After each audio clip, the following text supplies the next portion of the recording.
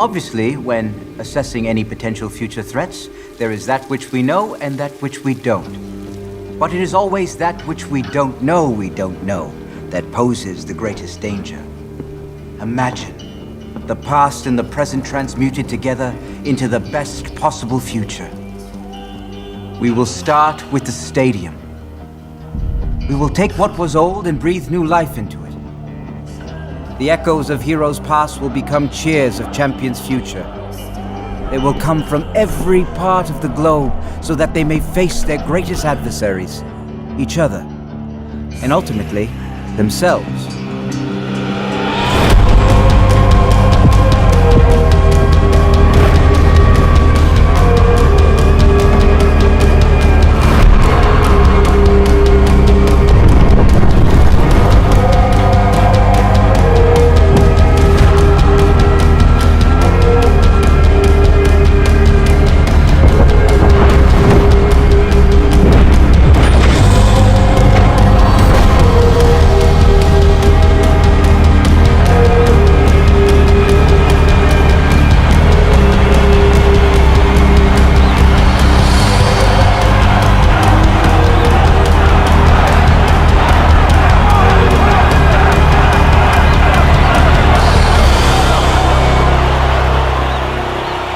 Here in this crucible, we will come together so that we may be stronger apart.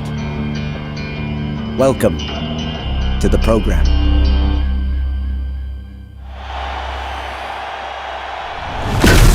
Operators, prepare for the final round. Defenders, to the map.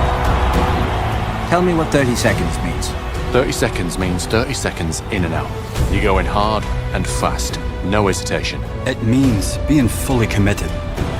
Operators, this is match point. Attackers, prepare for insertion.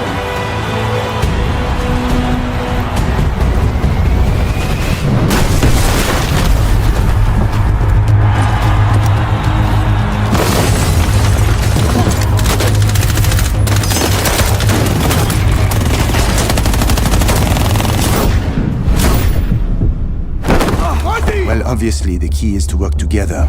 We are a team, and we have to work as a team, just as we do in the field. No one wins alone. 3 defenders remaining. Go to the bomb site! Well, I've had enough of this shite! I should have seen it coming. I should have seen it coming. 2 defenders remaining.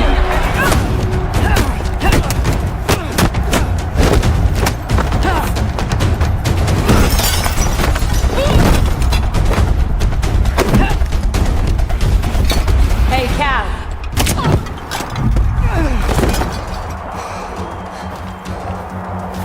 Mike? Grace? Only 1 defender remaining. Right, we'll get him next time. There is no next time, so go home. There was now, and we fucked it up. You need to relax. It must have been upsetting. No one remembers who comes in second. 3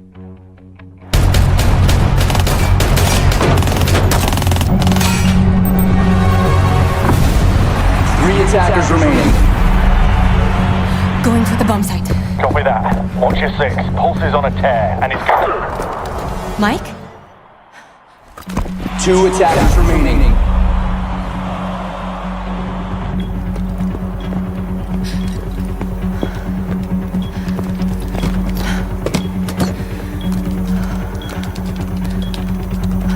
"30 seconds until bomb is defused."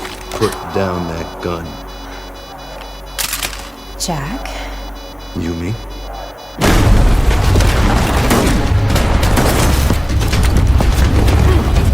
15 seconds.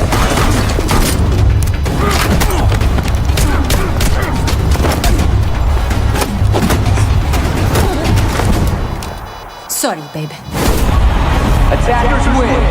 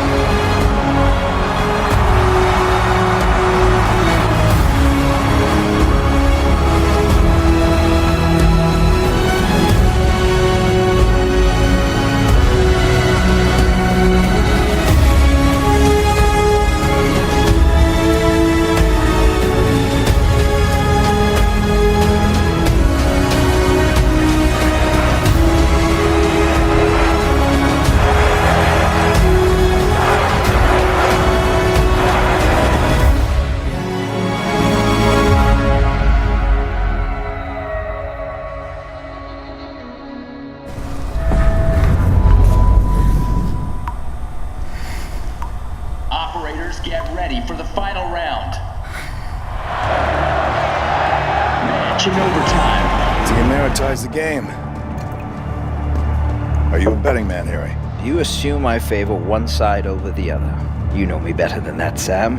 Besides, I left my wallet at home. Attackers, prepare for insertion. Team Mirror to the map.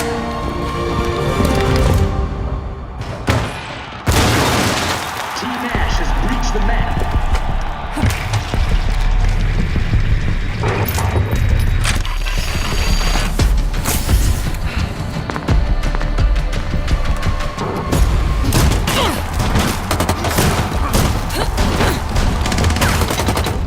Joker, now. Roger. Let's go fishing.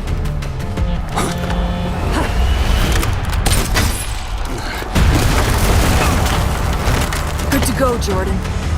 Copy that.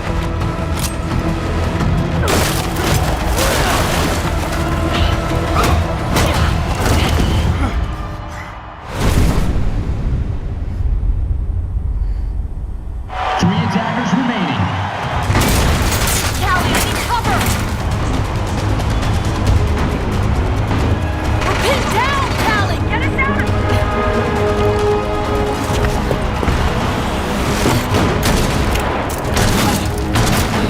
Callie! What the heck is he doing? Giving them a clear target. Come out and play.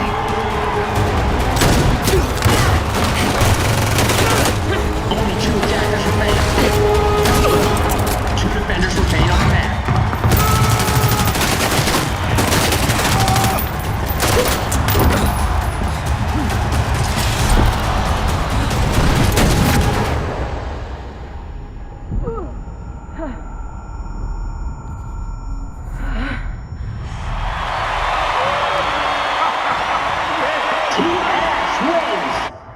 Something tells me that didn't come out of the playbook. Not in our playbook, anyway. Something tells me this fight ain't over.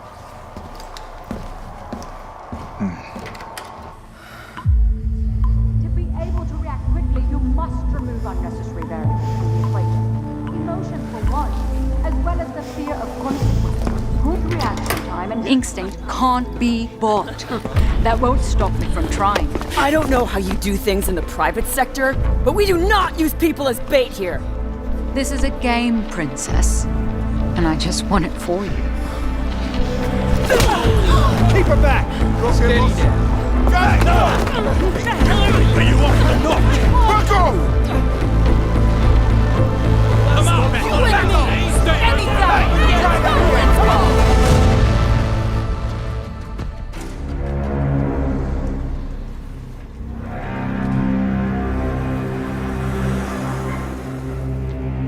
Have a look. At what, exactly? Well, this is how Rainbow dies.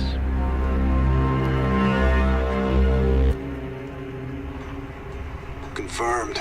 They're spread out well enough. Operators take positions. Kavera.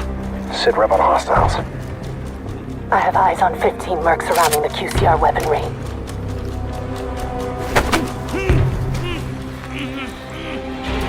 Make that 14. Neutralize the opposition and extract the ordnance. Red Hammer. Take point. Ghost Eyes. Support. On my mark.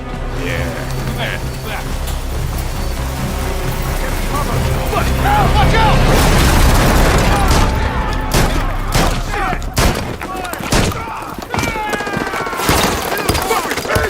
Flash, side pocket!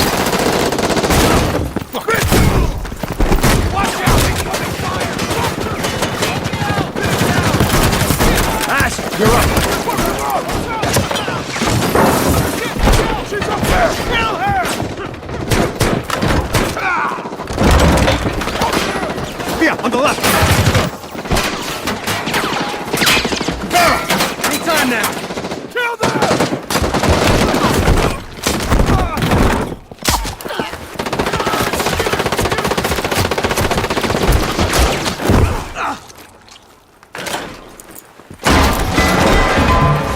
Nighthaven really fucked up letting their gear fall into the wrong hands. That's why we have to extract it.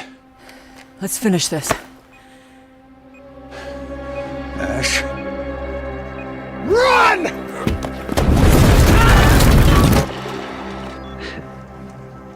That's gotta be tough to watch. Wholesale Night Haven weaponry is a scary thing.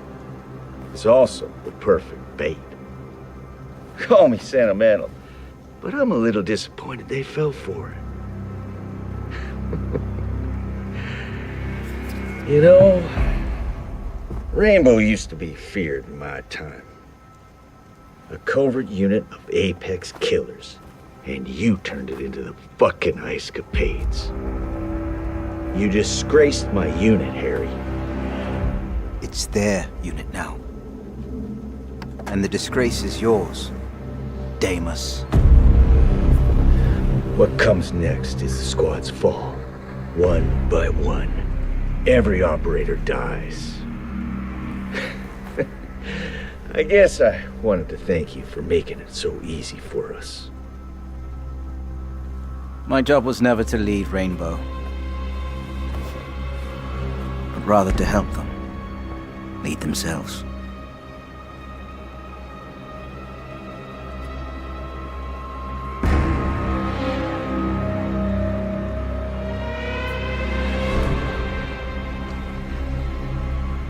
Now, if you don't mind, I happen to find you exceedingly fucking boring.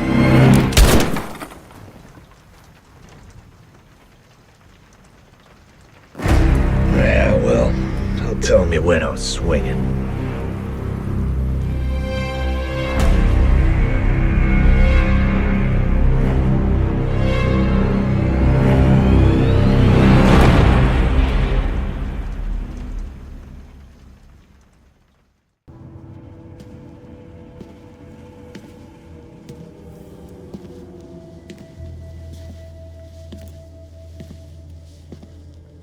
I am not a liar. I have killed thousands. I have fed more drug fiends than the top 3 pharmaceutical companies combined. I have stolen children from parents, wives from husbands, wiped out entire generations. But lying, that I have never done.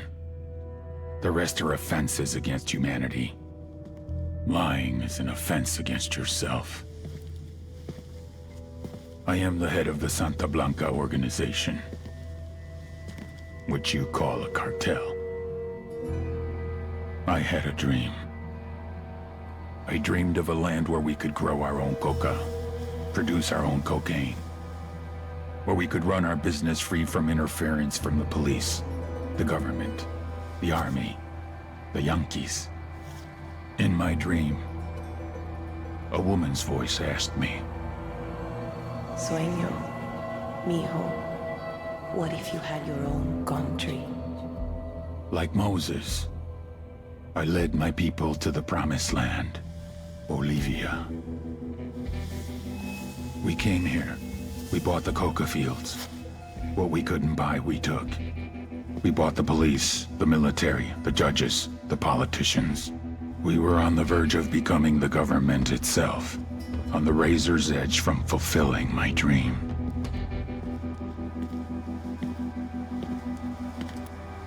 Of creating a narco-state. The nation of Santa Blanca.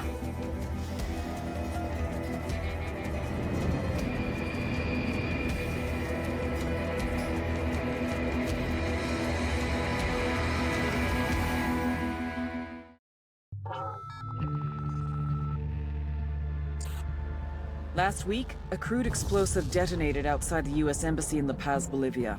2 Marine Embassy guards were injured in the blast. 2 days later, a CIA asset in central Bolivia provided us with these images. Our analysts have identified the individual in the photo as DEA Special Agent Ricardo Ricky Sandoval, my friend. Sandoval had spent the last 6 years investigating the local cocaine industry. Our understanding is that Sandoval was the intended target of the bombing. What the embassy bomb did not accomplish was completed up close and personal. Sandoval was captured, tortured, and killed. Then his body was dumped. We have yet to recover it. Our target, the group responsible for the embassy bombing and the death of Special Agent Sandoval, is the drug trafficking organization commonly known as the Santa Blanca Cartel. Yesterday, they were just narcos. Today, they're narco-terrorists. Initially, the Bolivian government resisted the Mexican cartel. They formed UNIDAD, a Bolivian special forces unit. It didn't go as planned. Thousands of bodies later, politicians, police officers, and journalists have become an endangered species. The Bolivian government has imploded on itself. With no other options, the new president made a deal with Santa Blanca. You stop killing our people, we'll look the other way.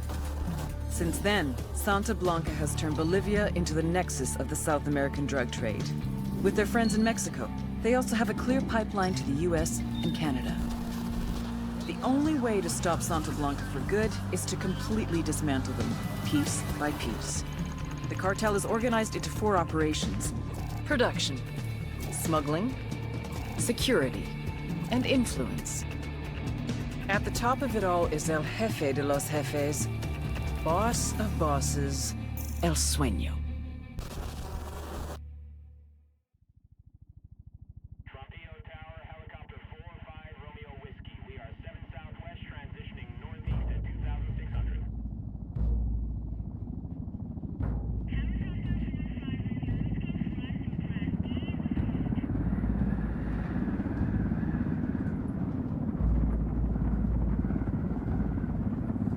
The agent they murdered.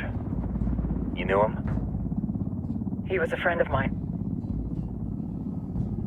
Sorry for your loss. I could say it comes with a job, but it doesn't get any easier. No, it doesn't.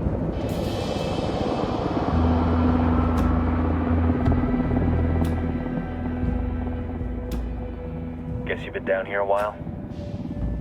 I've been living as Karen Bowman, international aid worker, for just about 5 years. Means living rough, but as a cover, it gets me out and about. At least it comes with a chopper. How'd you get in country? I flew in business class from Manaus. Hey, I'm refreshed and ready for work, right? I just hitched rides from Barranco, Peru. How about you? I got on board a bus in Hui, Argentina, and drank all the way to Villazon. Nobody wants to deal with a drunk on the bus. That explains why you smell like ass.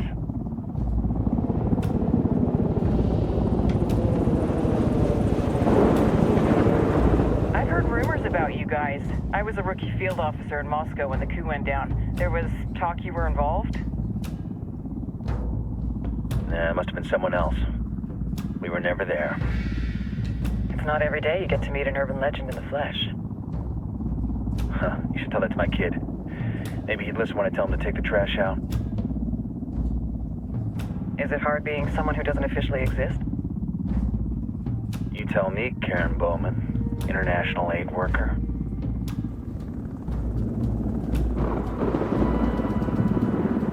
I'm sure you've seen the horrible, fucked up shit humans are capable of when there are 0 repercussions. But let me tell you right now, no matter how you compartmentalize, how you desensitize, you can't prepare for El Sueño.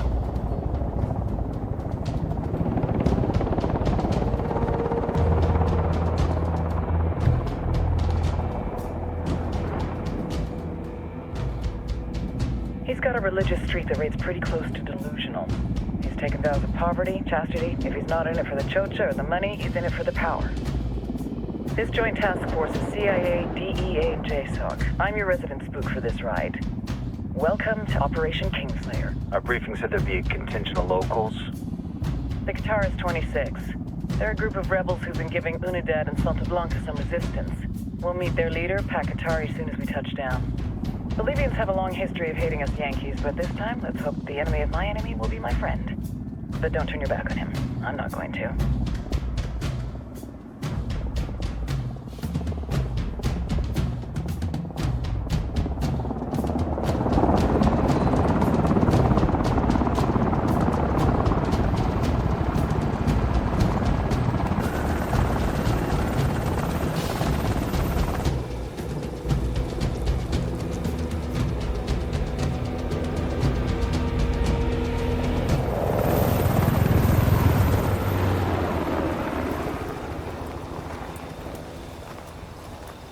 Soldiers.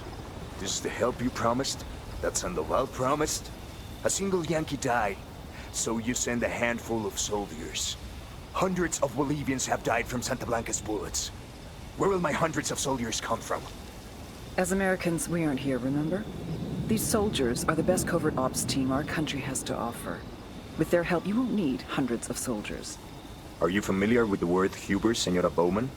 Meet Pakatari, leader of the resistance group Qatar's 26. We will be working with the rebels to destabilize Santa Blanca's organization.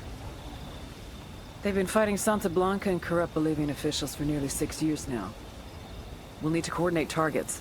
There's no time for this. We have information on Amaru's whereabouts. Amaru? You found him? Amaru is one of the founders of the Qatar's 26. More than that, her group is founded on his ideas. Without his theories of an agrarian proletariat, there would be no organized resistance against Santa Blanca and the corruption in our government. Amaru must be saved. If you were to assist my people, it would do much to earn my confidence. Where is he? We do not know exactly. We know he's in this province and that there is a Santa Blanca lieutenant who knows where he is. I'll put a call into the activity, see if they can dig more intel out of the airwaves. Start looking for that lieutenant and keep me informed of everything via sat phone. Good hunting. Saving Amaru is important to our cause, Yankee. Make sure you don't kill the Santa Blanca lieutenant before you get the chance to ask him questions.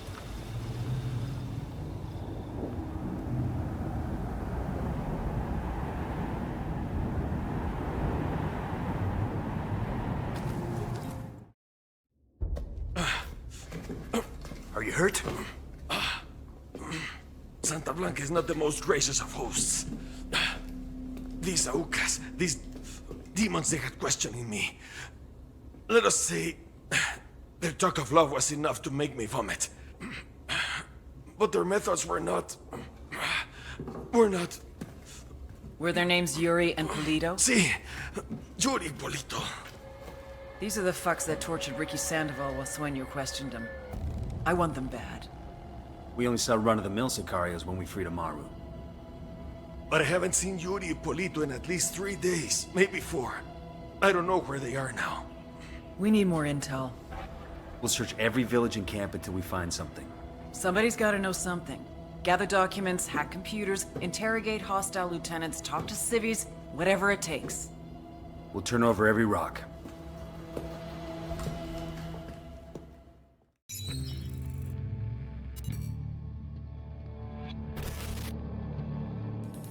There were 4 people in the room the night DEA agent Ricky Sandoval was murdered.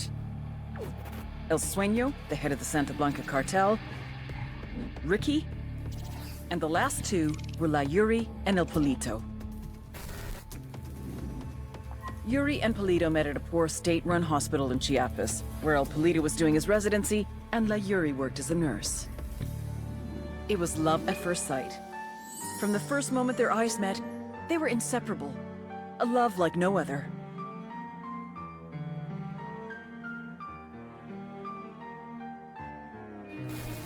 One day, a buchon named La Plaga walked into the ER, all shot up. It was touch and go for a while, but Yuri and Polito were able to save his life. La Plaga was grateful. He showered them with gifts, invitations to the most exclusive parties, even a new car.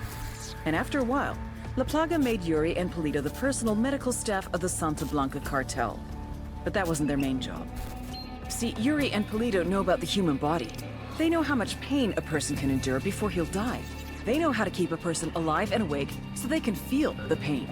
And most of all, they know how to inflict that pain. That's what they do in Itaqua province. When Santa Blanca captures someone that refuses to talk, the Yuri and El Polito make them talk. They break people. Like I said, there were 4 people in the room the night Ricky Sandoval was murdered. Sueño, Ricky, Yuri, and Polito. They kept Ricky alive while Sueño tortured him. Non-stop for 47 hours straight. They broke Ricky Sandoval. Then Sueño executed him.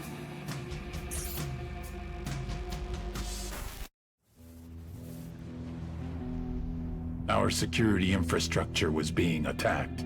It made me question if La Plaga, our head sicario, was up to the task, or if he was too distracted with social media antics. Are you too busy chasing pussy on the internet to do your fucking job? Or is fucking your job? No, Jefe. He's my brother, Sueño. I will keep him in line. La Plaga got the message. Too well. He doubled down. Whoever's behind this, know that we will find you. Know that for every one of us you kill, we will kill 10 civilians at random. There is no such thing as innocent to me. The little pendejo had no idea how much damage he had just caused.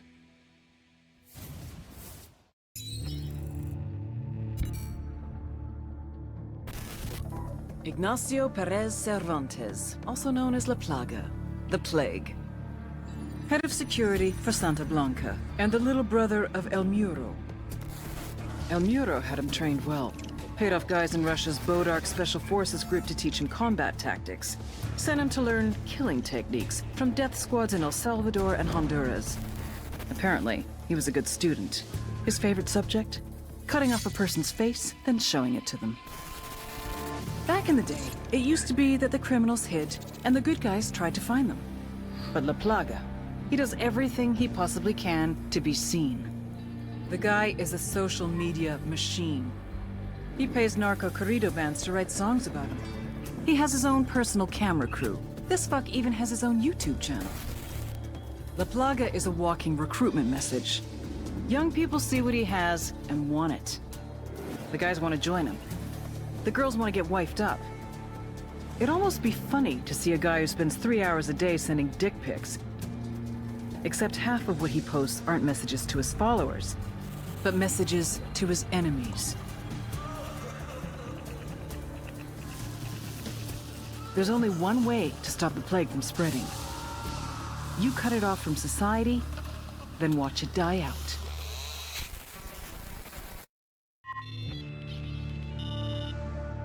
The Santa Blanca Security Forces. Run by El Muro, childhood friend and personal bodyguard to El Sueño. El Muro means the wall, as in no one gets over it, no one gets under it, no one gets around it. SBC security forces recruit hard and train harder.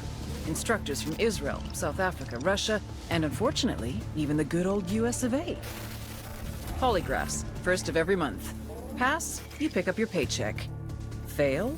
Yeah, don't fail. Even so, El Muro has a polygraph system of his own. These sicarios, aka gunmen, get intense training in marksmanship, surveillance, driving. 2/3 wash out to become halcones. The guys who make it get assigned to various regions as enforcers, guards for labs and shipments, hitmen. Some become drivers, surveillance specialists, spies, and torturers. Just below El Muro is Santa Blanca's head sicario, La Plaga, the Plague. You may ask, how does a show-off party boy rise to be the second in command of Santa Blanca security?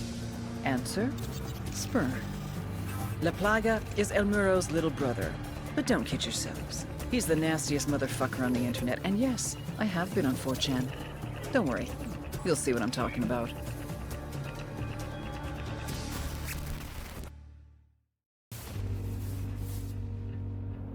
Francisco Ricardo Munguia. El Muro. The wall. The wall between me and my enemies. The wall between me and death. We were born hours apart in the same village. As boys, we were as poor as the rats that scrambled across our dirt floor. Our huts in the shadows of the hilltop mansions, where the narco bosses lived like conquerors. El Muro took a different path. He joined the army. Special forces. He rose through the ranks, helped to protect the local narcos, was paid in cocaine and money along with promotions. When we met again, Francisco, hermano, why are you still in the army? You and me together, we could rule. We will protect each other, as we did when we were boys. We will share, like brothers.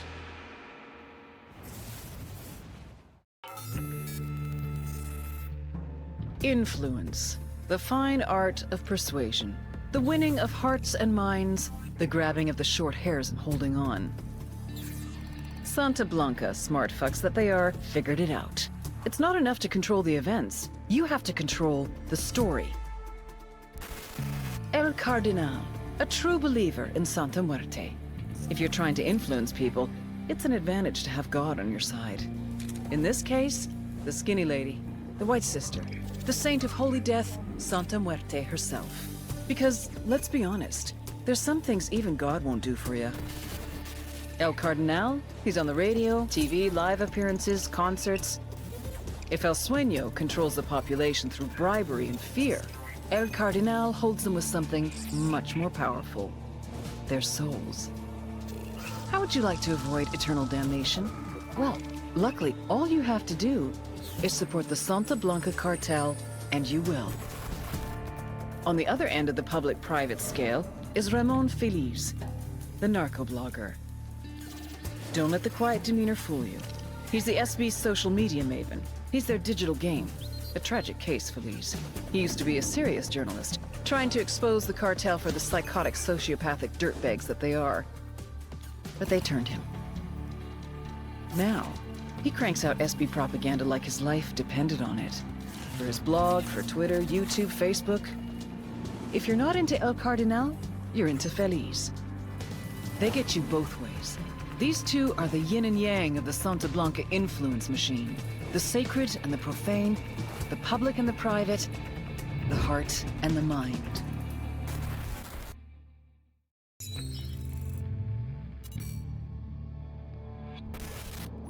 Since his rise to power, El Sueño has been responsible for more than 7,000 murders, 12,000 kidnappings, and 17,000 disappearances. So then how the fuck is he one of the most loved people on the goddamn internet? I mean, this piece of shit has more likes than the World Cancer Society. How does that even happen? Well, one reason would be Ramon Feliz, Santa Blanca narco-blogger. Feliz wasn't always like this. He used to be a real journalist. Working the crime beat for a Mexican newspaper, he wrote about the cartels. Until the cartels started targeting journalists. Forced to choose between reporting the news and their employees, the newspapers made a hard decision. They stopped reporting on the cartels. So Ramon Feliz went underground. With anonymity on his side, he started a blog, and he went after Santa Blanca. Hard, maybe too hard. Sueño hired hackers from a number of top universities and had them track down Feliz. Things only went downhill from there. Nowadays, Ramon Feliz no longer writes about Santa Blanca. Ramon Feliz writes for Santa Blanca.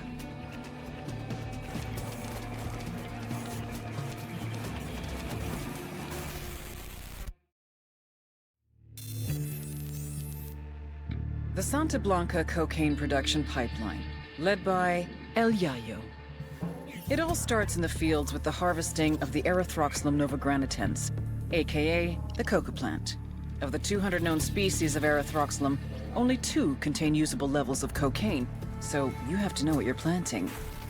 El Yayo knows what he's planting. First, his people strip the leaves off the plant.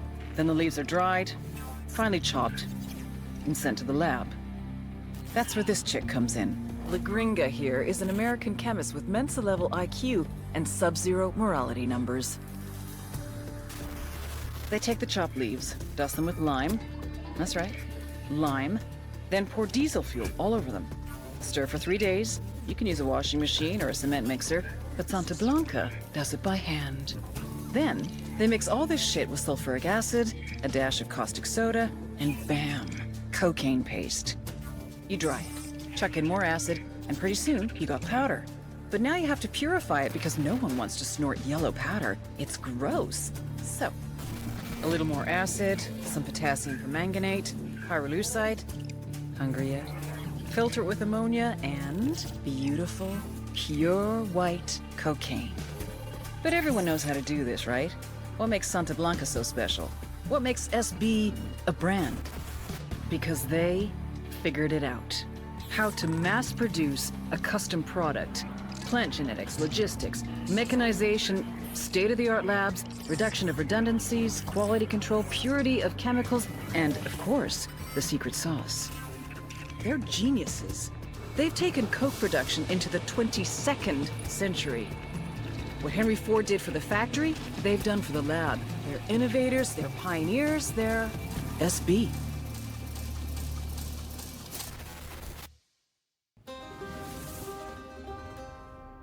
El Yayo was born amidst the Bolivian coca. His mother carried him on her back until he was old enough to go to work for himself. For decades, Yayo picked the leaves, fingers blistered, back aching, feet bleeding. But never, in all that time, did he once extract the alkaloids to make cocaine. To Yayo, the coca leaf was an ancient tradition, going back 8,000 years, a medicine, a culture, una planta sagrada. Of course, the Americanos had a different opinion. They called it Plan Dignidad, the Dignity Plan. Although Yayo was no more than a farmer, un cocalero, his world was left in ruins. With no other means available, he was forced to do the one thing that he vowed never to do. He was forced to produce cocaine. In the end, the Americans' efforts to stop cocaine production created one of the greatest cocaine producers to ever live.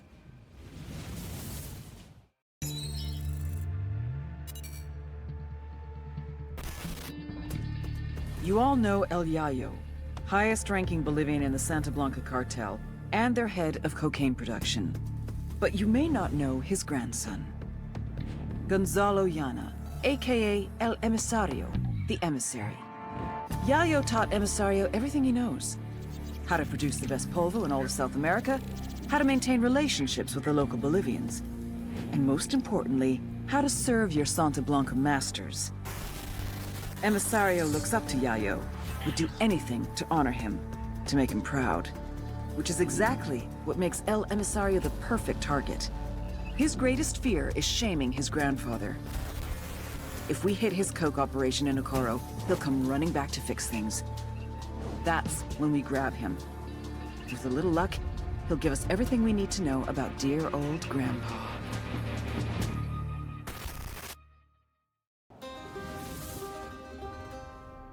El Yayo was born amidst the Bolivian coca. His mother carried him on her back until he was old enough to go to work for himself. For decades, Yayo picked the leaves, fingers blistered, back aching, feet bleeding. But never, in all that time, did he once extract the alkaloids to make cocaine.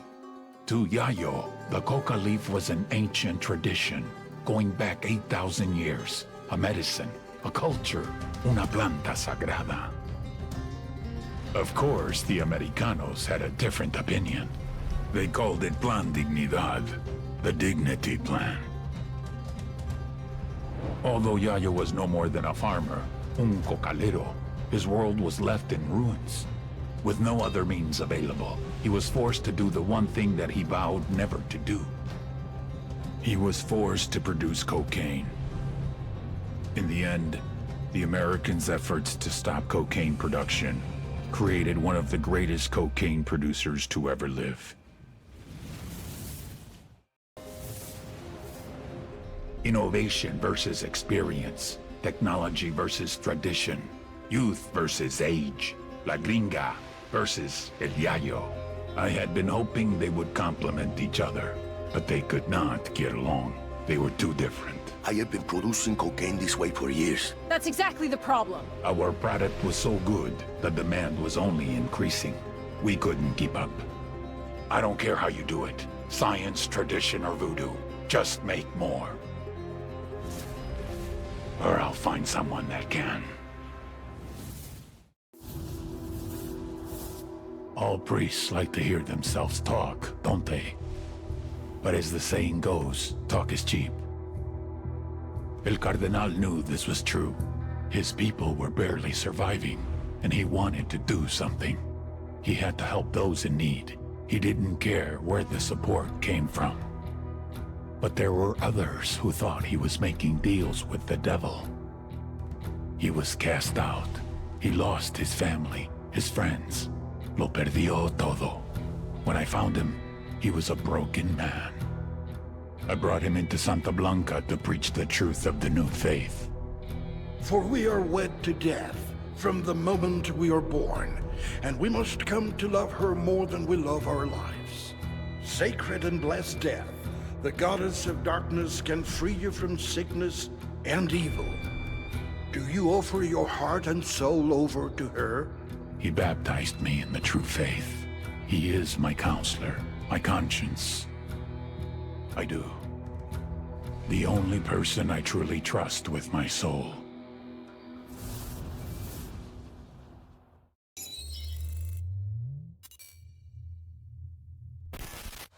DJ Perico, the parrot. His dream in life was to be a mixtape DJ, which essentially means yelling over someone else's song and then charging people for it. DJ Perico! Fortunately for the music industry, life got in the way. Corner boy at age 13, crack charge at 14, attempted murder at 15. Rather than do a bid in a gladiator academy, he fled to Mexico. He had a cousin in Santa Blanca, got a job as a sicario, a hitman. However, if Santa Blanca had run his sheet, they'd have seen he'd only attempted murder. Another way of saying he was a fuck-up. Like he missed 2 guys in the front seat of a Wrangler. I mean, how hard is that? It was only a matter of time before he annoyed the shit out of every single member of the cartel and got his corpse thrown back across the border, except El Sueño took a liking to him. Perico amused him. He can't shoot a gun, but he can shoot his mouth off. So... Good morning, Bolivia! El Sueño found a role for him. Pirate radio, propaganda. Spread the good word about the coming of Santa Blanca. It's a beautiful day for cocaine. But hey, what day isn't? A special shout out to my boys in Pucara province, building El Sueño's final finca. But let's not be in too big a hurry, okay, boys?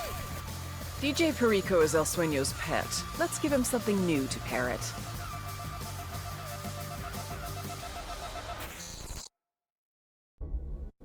Kumpa, thank you again.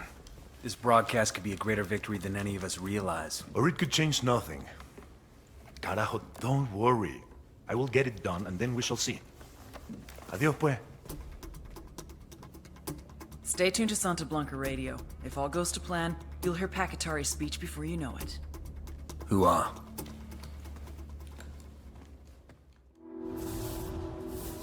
Ramon Feliz, blogger, academic, internet journalist. All he ever wanted was to tell the truth. But whose truth? His? Feliz thought that there is only one truth. But we know that truth, like history, is written by the winner. His blog slandered me day after day after day. Por supuesto, something had to be done. So I hired hackers to track him down and offered him a job. I explained that telling my truth was much more preferable.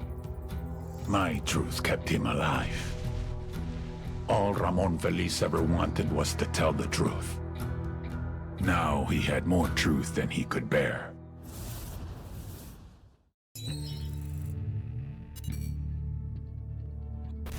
Javier Coronel Bayardo, which is a mouthful, so let's call him what his rich friends do.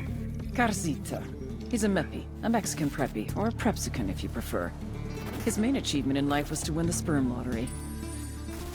Gonzalo Coronel Bayardo, telecom billionaire, is his daddy. Gave Sonny everything.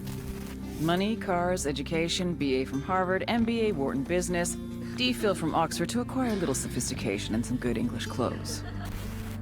Now he gets his own resort to run. This used to be a national park, but Santa Blanca turned it into an exclusive resort. It's here that Carcita does what Carcita does best, making connections between Santa Blanca and anyone that's anyone. CEOs, politicians, judges, socialites, even celebrities. You know who that is, right? Hint. She just went to rehab for saying something racist. What Carcita offers the cartel is more than just business deals. It's a level of corruption we've never seen before. And it's on you to stop it. We cut the connections, we stop the corruption.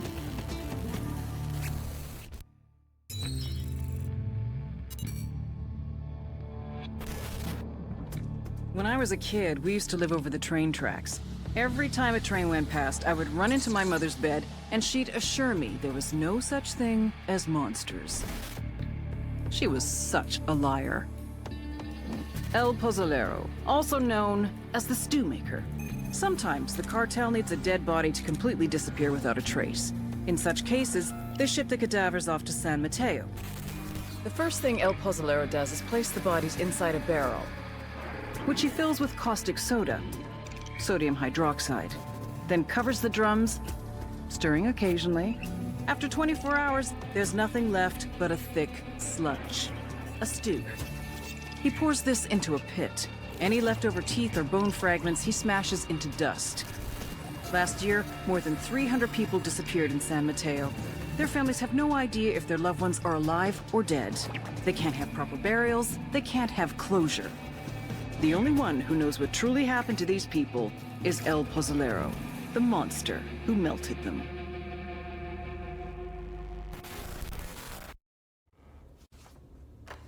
Inigo Morales, district court judge, disappeared on his way home from work. Octavio Rodriguez, student activist. Kidnapped by a gang of armed men outside a local bar, never seen again. Mirabel Castro, schoolteacher, last seen at an Unidad checkpoint in Santa Cruz. I remember her. She had beautiful skin, like an angel. There's 1,000 more like them in this stack, you son of a bitch, and that's just this year. Every one of them had a family. People out of their minds with grief because their loved ones are gone. But they were dead. What else could I do? Midas thinks he's got the mind of a child. Probably has no idea what you're talking about. Well, he better have a fucking photographic memory. I want the names of every single person you put in one of those drums. I don't care how long it takes. Do you understand me? Yes? Okay. Then you will take me back, ¿verdad? I must get back to work.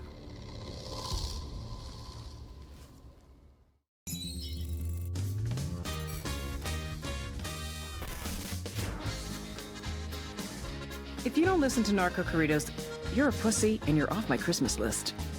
Narco Corrido is like gangster rap for the 21st century. The talk is tough, the music is banned, and the swagger is the show. This sexy motherfucker is El Cheeto, by far the #1 corrido performer in the world. His record sales rake in millions of dollars every year. Were he not so close to Santa Blanca, I'd be having his babies. As it stands, this suave slab of macho writes and sings the corridos that tell the tales of Santa Blanca's buchones from Bolivia to Culiacan. El Cheeto, real name Marcelo Rios, is not a bad guy. He just sings like one. He's also in tight with all the villains in Santa Blanca. The cartel's Church of Santa Muerte is sponsoring a kind of publicity tour and a concert in Malta. El Cheeto's supposed to boost morale and spread Santa Blanca's good word. This is an opportunity to nab an outsider with an inside track who's got everything to lose. We get El Cheeto to roll on his buddies. Prosecutors in nearly every country of the Western Hemisphere will sing our praises. Snatch and grab, but be gentle. And please, don't touch that handsome face. Hola, caballero. Such a pleasure to meet you. Would you like a drink? Is this an arrest? Huerca, because I have not broken any laws.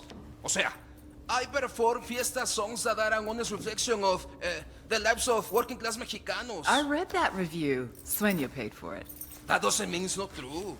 I love the new video for La Plebe Ada Antorada, by the way. And the DJ El Paso remix is pretty fucking awesome. No mames! You're a fan! Which song is your favorite? I'll sing it for you, en serio. Then get me the hell out of here. Abusamos de la Medicina is probably my favorite, but your song Buchones Heridos, the one where the narco gets gunned down in the street, that's the one we'll play at your funeral. Yes, I know, right? Espérate, what did you say? I know you're not a cutthroat like these other assholes. You're no Sicario. Did he shoot at you? No, he's an angel. Not even an unkind word out of this guy. You're just a performer singing about the Mexican working class experience. Santa Blanca forced you, against your will, to come to Bolivia. That's right, they forced me. I didn't want to come here. Bolivia. I can protect you. I can keep that buttery voice out of any nasty CIA black sites. I can keep all the cartels away. I can even get you your car back. But you're gonna have to sing. You need to tell me everything you know about everybody in Santa Blanca. You better get up and And a whole lot of paper.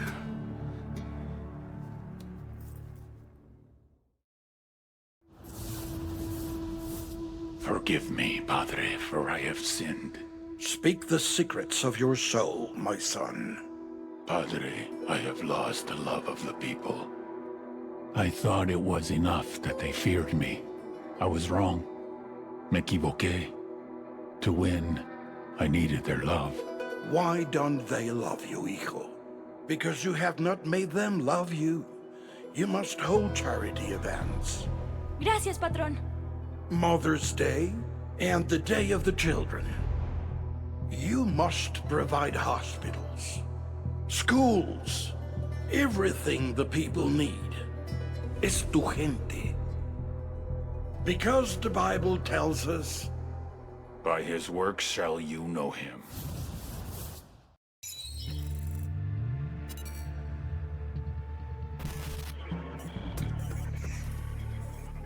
Ruperta Faro, Madre Coca. They used to grow coffee here in Tabacal, but the cartels made them switch to coca. A lot more profitable. If you ever tried to snort Italian roast, you'll know why. Spoiler alert, this is frowned upon at coffee shops. Don't ask. Madre Coca grew up as a raspacina, a coca picker. When it comes to illegal coca farms, there's no such thing as child labor laws. It was brutal, backbreaking work. She had a son whom she'd always dreamed would move on to better things. He didn't. Young Pablo died from a coke overdose. How does a mother who grows coca deal with growing the product that killed her own kid? Most people see the error of their ways and move on to something else. For Madre Coca, it was the exact opposite. She took out her anger on the people of Tabacal, forcing them to endure the same hardships she had experienced. And like any tyrant, she expanded her empire. This led to resentment from the people, which she dealt with. With the backing of El Yayo, she became a very powerful woman in the cartel. A new twist on an age-old lesson. You don't fuck with mama. Suck my dick, blanquiñosa de mierda! I ain't saying shit! Salazar, did it ever occur to you that I don't actually need you to talk? Without you, there's no one to run things in Tabacal. Madre Coca will have to come out of hiding, and then we'll have her. Entonces, you think I'm the only one she trusts? Carajo, mujer. She has people loyal to her working with the farmers. Now that's an interesting piece of information. See? You're cooperating already. Wait, I didn't. Sure you did. And Madre Coca would skin you alive if she ever found out. Give us a name, Salazar, and we promise this stays between you and us. If not... Dale pues. Okay.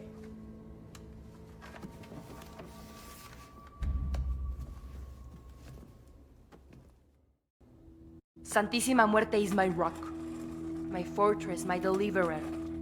Wrap your wings around me, protect me from the storm, and bring your wrath upon my enemies.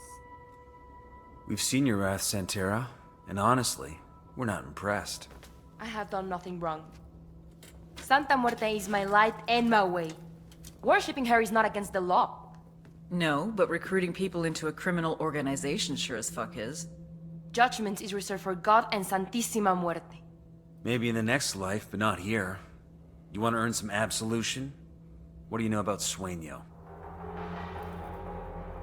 I am no Judas. No te equivoques. I will never betray Brother Sueño. You know, people like you aren't treated very nicely in prison. Other inmates tend to make their life hell. I have the faith to survive in hell.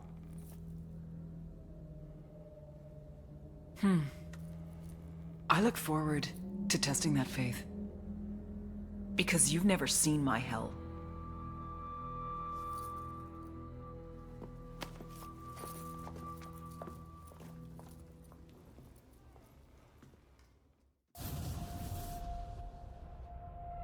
Shame. The whole world condemns you. Someone had leaked Ramon's story. Even without proof, the damage was done. Help me, Padre. You are beyond help. I can do nothing for you. Listen to me, old man. Do you believe that I could hurt a child?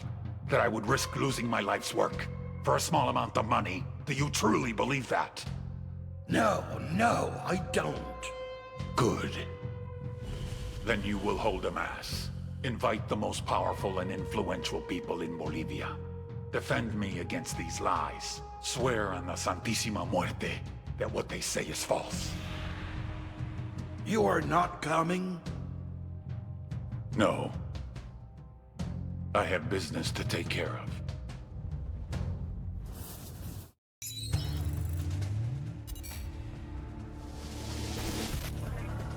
Major General Barro is a patriot. He runs UNIDAD, the Bolivian military police force from main operating base Jaguar in Flor de Oro. When Santa Blanca first arrived in Bolivia, they went to war with UNIDAD. Innocent civilians got caught in the crossfire. The death toll was tremendous. Barro had seen a lot of death in his life and was desperate to bring peace back to his country. So he brokered a backroom deal between El Sueño and the Bolivian government. UNIDAD agreed to look the other way and let Santa Blanca run their business. In exchange, the cartel promised to keep their killings to a minimum. Obviously, the results have been a mixed bag. The relationship between Santa Blanca and UNIDAD is tense. Now that Bolivia has become a full-fledged narco state, I believe that he is starting to regret his decision. Major General Barro is either one of our most dangerous enemies or our greatest ally. There's only one way to find out which.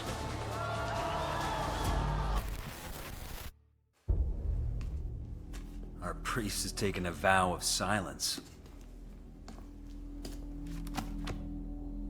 You should actually read that when you're in prison. La conozco. No te apures. If a sinner chooses to worship at my church, if he chooses to pray with me, it is my duty to God to help the flock find its way. It does not make me a criminal. No. Money laundering makes you a criminal. Your church is built on a foundation of trafficking in white powder and kids. Usted no entiende. I felt horrible about those children. If that's true, then confess. Right here, with me. Absolve yourself of your sins. May God forgive me. In the name of the Father, and of the Son, y del and of Espíritu the Holy Santo. Ghost.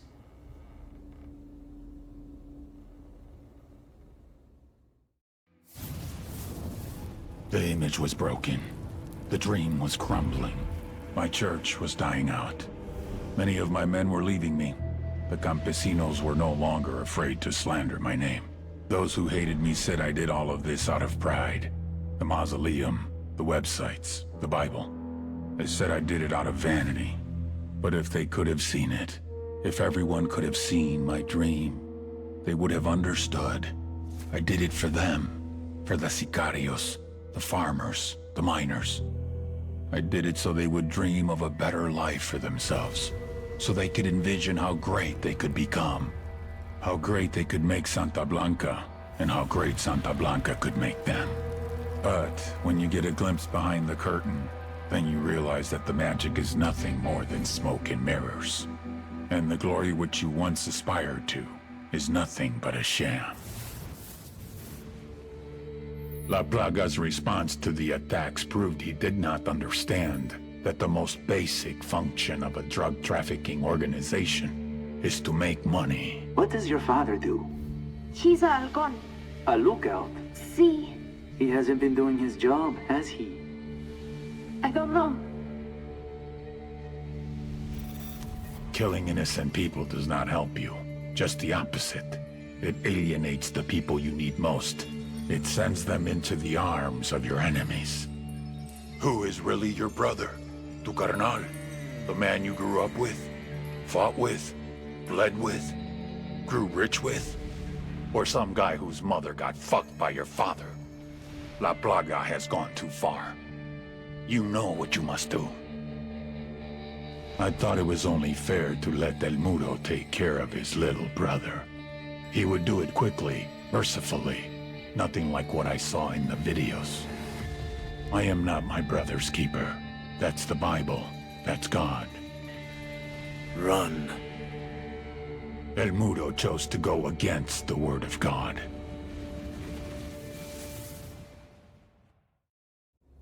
I was in La Paz trying to speak to the president when you had my daughter call me. I have known for some time that our relationship with Santa Blanca is untenable, but I could not convince the bureaucrats there of our situation. They wouldn't let you speak with the president. No. And I fear that I revealed my intentions to men and women who are already in the pocket of Sueño. But today, corruption is the Bolivian way of life. I've been trading too many shots with Unidad to feel any sympathy, sir. I had wanted order when I made peace with Santa Blanca. But it is an order fueled by corruption and violence against our citizens. That is my responsibility, and I will help make it right. It's an uphill battle. But if you don't want any more violence for Bolivia, for your daughter, we have to shut this down proper. I may have a few loyal officers who are willing to see things my way. Also, I have a friend, a colonel in the regular army. He may be able to help. But all of this is going to take time. Then let's start now.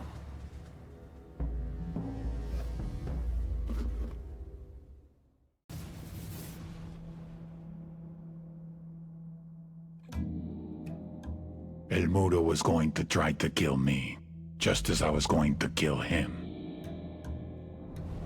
Black is for vengeance. White is for safety. Gold is for success.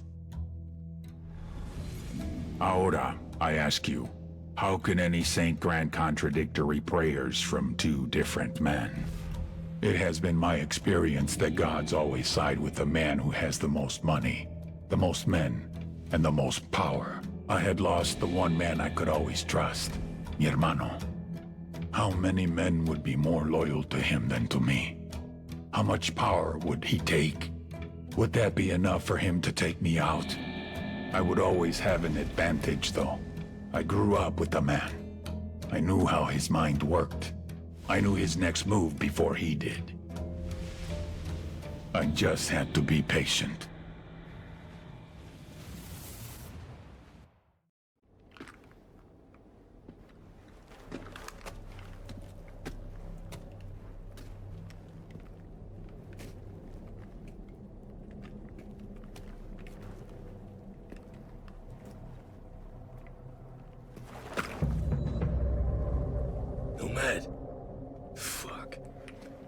Walker?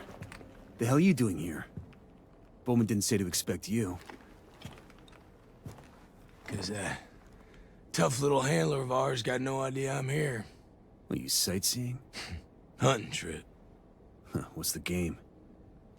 High-level, skilled tech engineer. Daniel Rodriguez Arellano. See, Danny here, he's got access to company technology that the government does not want shared. But he's been spending a lot of time in Bolivia. Probably not out here soaking up the culture, huh? He's been selling secrets to Unidad. So he and we're about to have a little chat. Our mission from Bowman was to rescue him from Unidad. Look, I could blow sunshine up your ass all day, but I'll spare you. Bowman, she's my real target. They know exactly what he's been doing, but she's been protecting the little shit. What's he do for them? Informant inside Unidad. These must be some pretty serious secrets for you to go off script. Must be.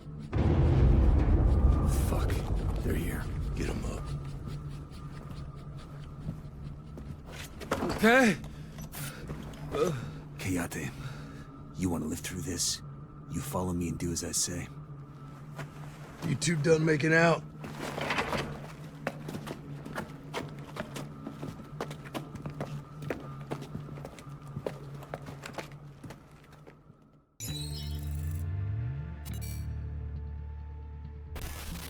All the Sicarios in the world ain't worth piss if you don't have the accountants to wash the money clean. Octavio Allende is the accountant that does Sueño's laundry.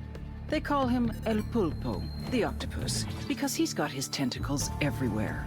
You take him out, a lot of other pieces no longer connect. But I want to use him as a weapon. Pulpo is management, and he knows it. Instead of an AK-47, he has a briefcase, and he uses it to open doors to businesses.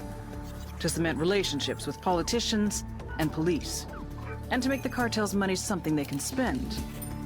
Thanks to El Pulpo, in addition to its illegal enterprises, Santa Blanca has its cash in numerous legit businesses. El Sueño has brought El Pulpo to Bolivia to audit Nydia Flores. Cash from Brazil comes into Barvechos, where much of it is laundered into the mining consortium. Nydia's profits must be looking a little light. For Santísima Muerte so loved the Santa Blanca cartel that she gave us her only begotten daughter, that whoever believeth in her should not perish, but have everlasting life. Many years ago, we were in trouble, in la desesperación, on the verge of extinction, being torn to pieces by the snakes and ratas. I believed that hope was lost, that it was too late for us. Era el fin. But just when I was ready to give up, it happened. Nydia Flores came forth, known to us as La Reina de Belleza, the Beauty Queen. And with her, she brought prosperity, wealth, and retribution. We feel her charity, su amor, deep in our hearts.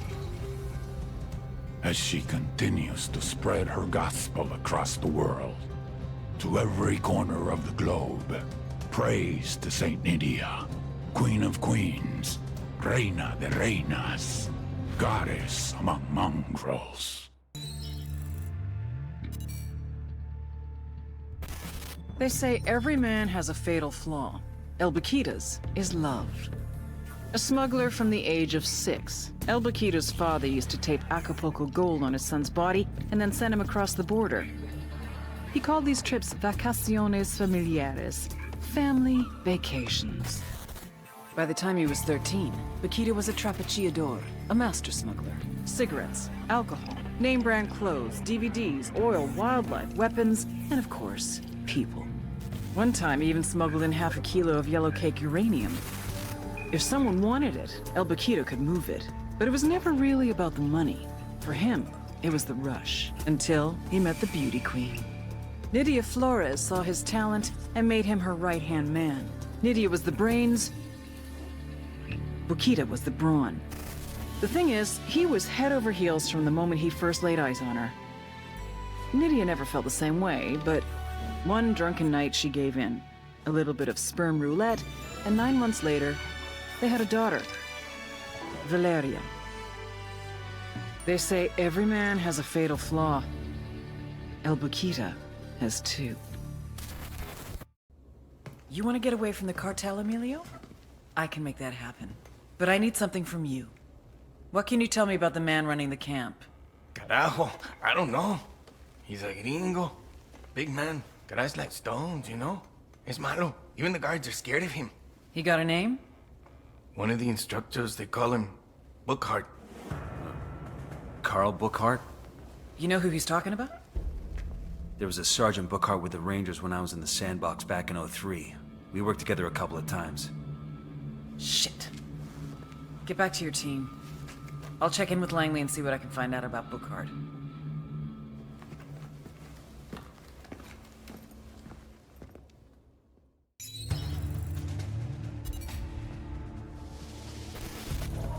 Get ready. Odds left, evens right.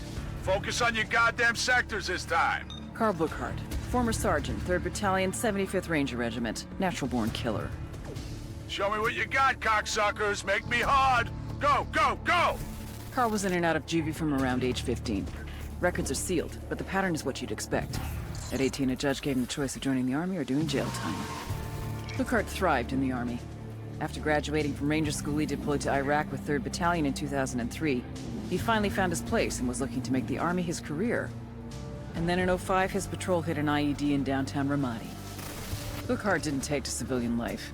Couldn't keep a job for more than a couple of weeks, and started having run-ins with the cops again. Started telling anyone who'd listen about how the Army fucked him over. Eventually, he started spending time over the border in Juarez.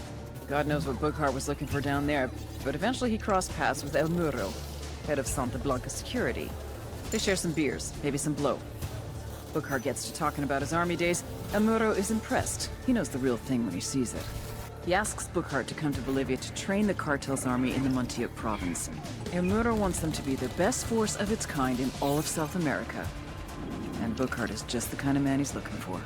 The kind of man who can run combat drills, show a bunch of morons how to field strip a G-36 in 2 minutes flat. The kind of man who can turn narcos into elite soldiers. El Mudo was outmanned and outgunned, and he knew it. What do you do when you don't have an army and you need one? You buy one. Every officer, like every prostitute, has a price. Quiebran al sueño. It was the right move. I would have done the same thing. But El Mudo forgot. Fear is always worth more than money. And who was it that attacked you? Men who work for Nidia Flores. It was nonsense. They suspect Pulpo of plotting against Nidia. Will you excuse us for a moment? Pulpo and Nidia have it in for each other, huh? We need to use it to our advantage. Make them both think they're stealing from each other. Exactly. Just need to find ways to do that. We'll get back out there. Get some intel we can use to break that relationship. Hey, who did you guys say you were again? Pulpo's cousin, on his mother's side.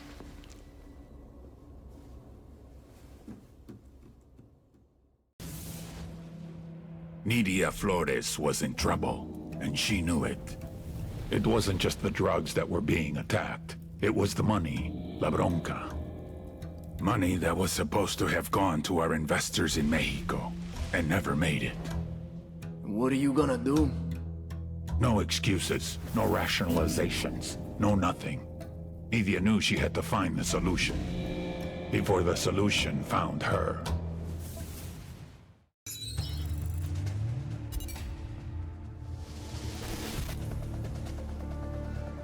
Intel on this guy is sketchy at best. The cartel and the Bolivians call him El Comandante. Age unknown, birthplace unknown, real name unknown. An officer in Unidad, Bolivia's military police, El Comandante made a name for himself hunting down rebels. The rebels had something of a foothold in Media Luna until El Comandante and Unidad arrived in force. It was a slaughter. Rumor has it our boy personally took a few scalps as souvenirs. On paper, he's a lieutenant colonel. In reality, he wields the kind of authority reserved for legends. And he's been using that authority to put Unidad to work for Santa Blanca. But the way he's been insinuating Unidad into the cartel's operation should make Sueño worry. If it were up to him, Sueño wouldn't work with anyone from Unidad. His problem is the rebels. You can't fight what you don't know. And if there's one thing El Comandante knows, it's the rebels. Without him, Media Luna would be in rebel-controlled territory. Like all good frenemies, Sueño keeps a close eye on El Comandante, careful never to let down his guard.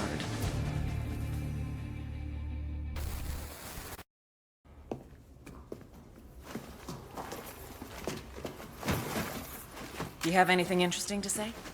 He's an angry guy, that's for sure. No eres más que una puta. I see what you mean. You want some vengeance against Sueño? I am the means and the way. You just have to start talking. Every word you say is a nail in his coffin. This is why you keep me alive? Eres muy pendeja. Tu gente killed my brother. Shed my blood in this pinche fucking Bolivian wasteland. I don't even have his goddamn body. Now you expect me to help you take down my best friend? What fucking planet do you think you're on? Helping us nab Sueño is protecting yourself. Why would I do that to him? To myself? Ubícate, vieja. We are men out here in the wild. We don't play these pinches morritos games. I respect Sueño. And if I'm going to respect myself, I'm gonna put him down with my own bullet. De mi fusca, cabrona. And now, I got a bullet for you too, Karen Bowman.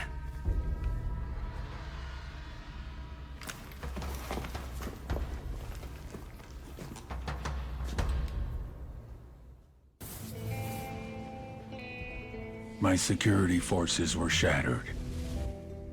I was a king without an army. My generals were dead or captured. I had no defenses, no armor. What use was a gun without a loyal hand to hold it? I had lost the only man I ever considered a friend. And when I asked my partners in Mexico for more sicarios, they refused. I would try to recruit from the gangs in El Salvador and Honduras. One man's war zone is another man's talent pool. But it would take time to train them, to cultivate them. Time I would spend with a target on my back, waiting for someone else to come for the crown.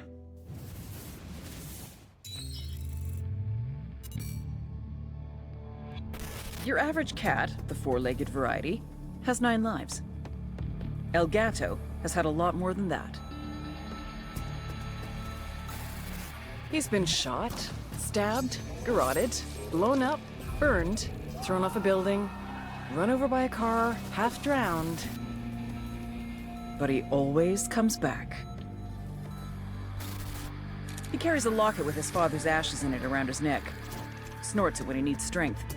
Says it's better than Coke. It's the real power that comes from death.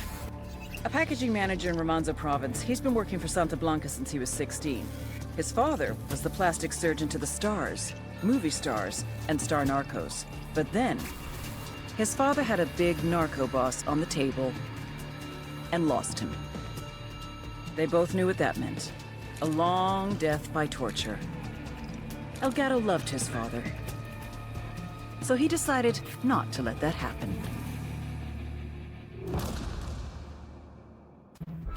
Bowman.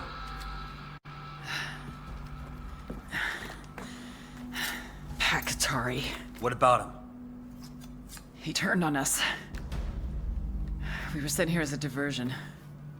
Diversion from what? Sueño. The rebels found out where he is. Get to the mausoleum. I'll meet you there. Nomad? You understand what this means, right? From here on out, Pakatari and the rebels are no longer our allies.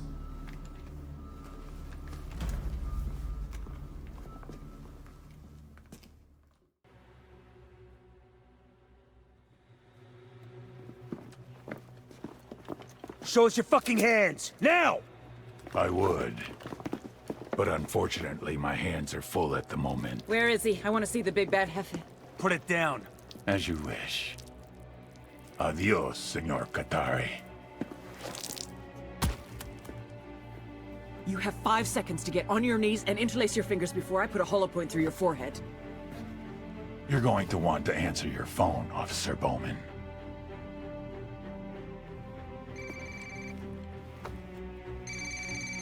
Hello? Sir? Yes. Yes, I don't understand. Sir... Sir, that is not possible. I am telling you that it's not... Please, I am asking you that you... Sir... Yes, I understand.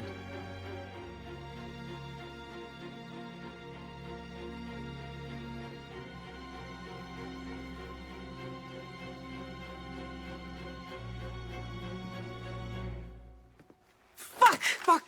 Bowman? Fuck you! Fuck! Bowman, what is it? Bowman! He got full immunity. He made a deal and he got... A deal with who? Who do you think, the DOJ? Hold on. Hold on. You're not He saying... offered up the heads of 4 other cartels, plus 3 terror groups that traffic heroin. His competition. How is this possible? As I told you, if you have power, everything else follows.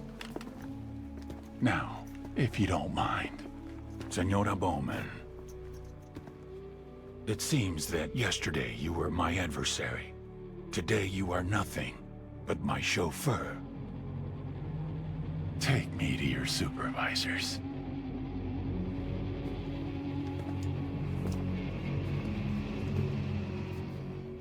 I'm sorry. Bowman, no!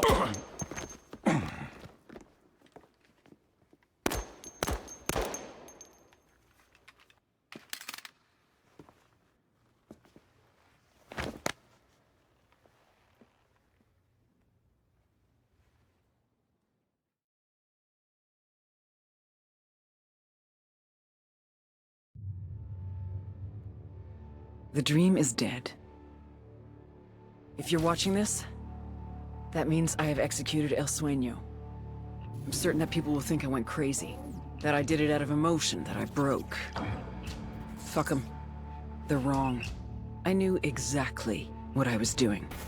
This piece of shit, this monster, tortured my friend, killed him, decapitated my partner, massacred thousands.